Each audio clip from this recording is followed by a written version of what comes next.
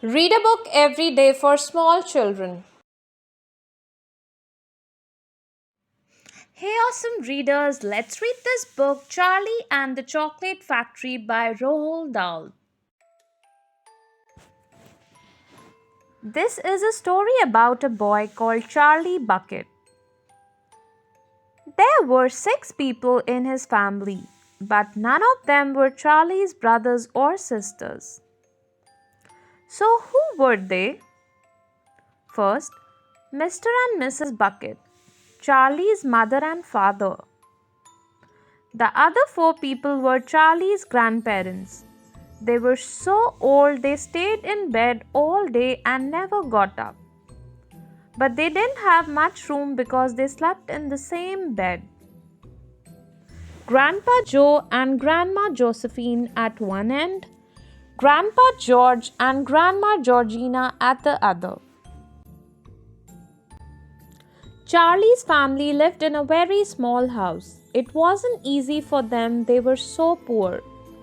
His mother tried hard to make nice meals, but it was always cabbage or bread or potatoes or more cabbage. Charlie dreamed of eating something else. Most of all, he dreamed of chocolates. In Charlie's town near his house, there was a chocolate factory. It was the biggest and most famous chocolate factory in the world. All day long, he could smell that most delicious chocolate smell. If I had just one wish, Charlie thought, I would go inside that factory. One day, Grandpa Joe was reading the newspaper. Charlie, listen. 5 golden tickets, each in a bar of Wonka chocolate. Find one and visit the chocolate factory. The next day, Augustus found the first ticket. He was a greedy boy and nobody liked him. Here is Augustus with his mother. The next lucky child was Veruca. Her parent bought her thousands of Wonka bars. Veruca couldn't wait to open them. She just lay on the floor, kicked her legs and shouted, Where is my golden ticket? I want my golden ticket. When at last someone found one, she was happy. 3 tickets left. Charlie hoped he would be lucky. Every year on his birthday, his family gave him a delicious bar of Wonka chocolate. Perhaps this year it would have a golden ticket inside. How happy Charlie would be. Did he find a golden ticket? What do you think? Poor Charlie, but someone else was much happier. It was Violet who found the 3rd ticket. This girl loved chewing gum. She always had some in her mouth. If anyone found a piece of gum on their clothes, she just laughed. Grandma Georgina thought she was a horrible child. Soon after Charlie's birthday, Grandma Josephine was reading the newspaper. Listen, a horrible boy called Mike has found a golden ticket. Mike was crazy about television. He watched it all the time. If anyone tried to talk to him, he would shout, Go away! Can't you see I'm watching television? A few days later, Charlie was walking home from school. It was a very cold day. Suddenly, he saw something in the snow. It was some money. To Charlie, this meant only one thing: food. I must give it to my mom, he thought. But first, perhaps The kind of food Charlie was thinking about was chocolate. In no time at all, he was inside a shop. After buying a bar of Wonka chocolate, he quickly pulled off the paper. What a delicious smell! Then Charlie saw something yellow under the chocolate. He couldn't believe his eyes. A few minutes later, Charlie arrived back home. I found it! I have found it! He shouted. Found what? Asked his grandparents. A golden ticket, answered Charlie. Hooray! Shouted Grandpa Joe. Hooray! Then, forgetting where he was, he jumped high in the air. His soup went all over Grandma Josephine. At last the day arrived. It was a lovely sunny morning. Hundreds of people were standing outside the famous factory. They were waiting to see the children who were going inside for the day. Stand back, said a policeman as a line of people walked past. Veruca came first, wearing an expensive skirt and jacket. Next came Mike, dressed like someone in a TV film. Then came Augustus and Violet. All these children had their parents with them, but not Charlie, who was last in the line. He had Grandpa Joe. 10 o'clock. Time to begin. But where was Mr. Willy Wonka? Then someone shouted, That's him! And so it was. All eyes turned towards the funny little man with his pointed beard. My dear children, he said, how do you do? And these are your parents. How nice. Come in. What an amazing place. Inside the factory, there were beautiful green fields, trees, flowers, and a brown river. Look, near the waterfall, said Veruca. Lots of little dolls. Are they people?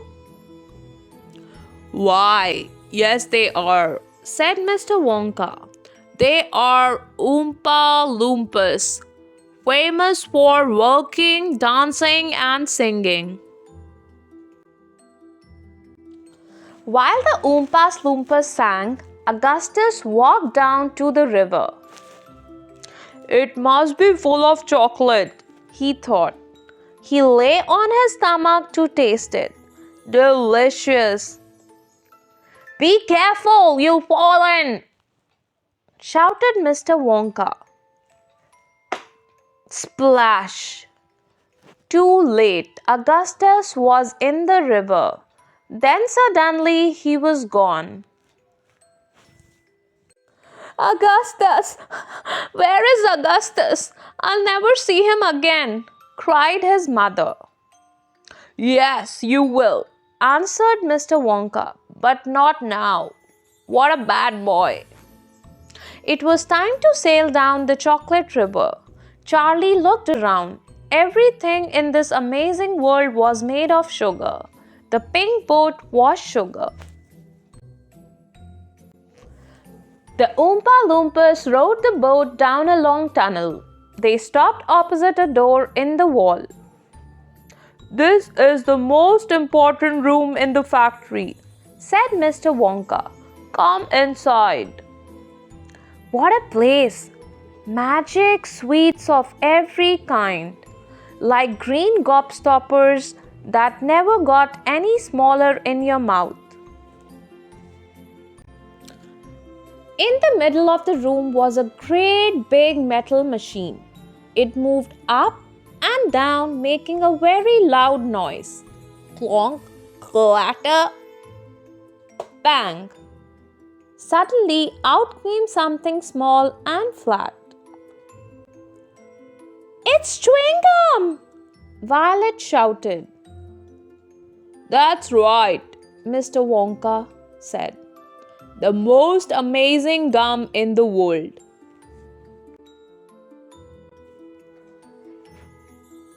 It's magic, you see, said Mr. Wonka. This piece tastes of soup, meat, and blueberry pie. Violet put the gum in her mouth. Delicious! Help! Cried her mother.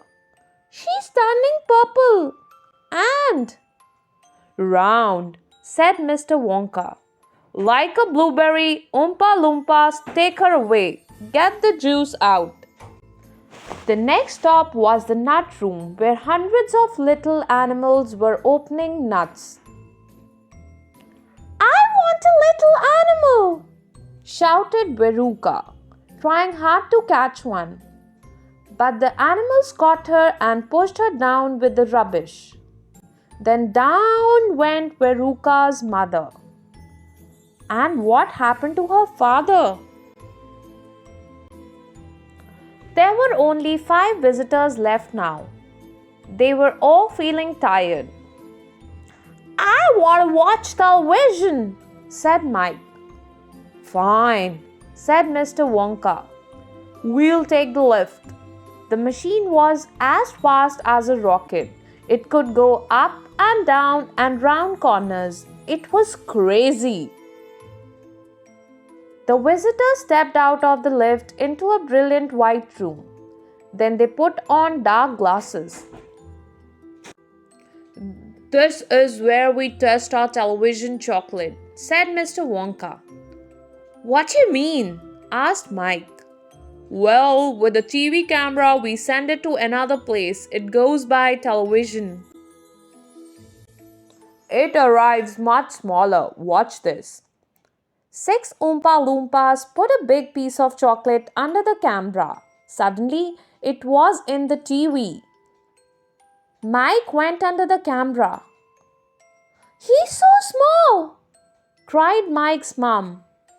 It's all right, said Mr. Wonka. The Oompa Loompas will make him big again.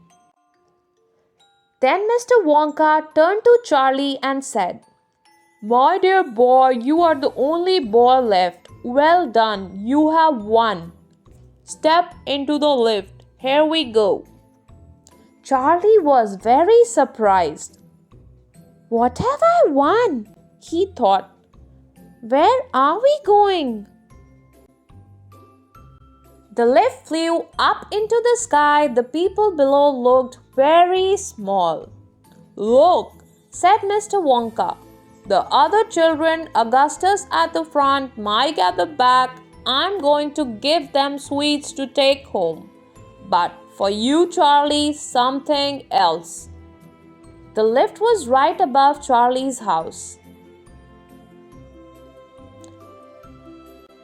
Charlie, said Mr. Wonka, you have won my factory. It's yours.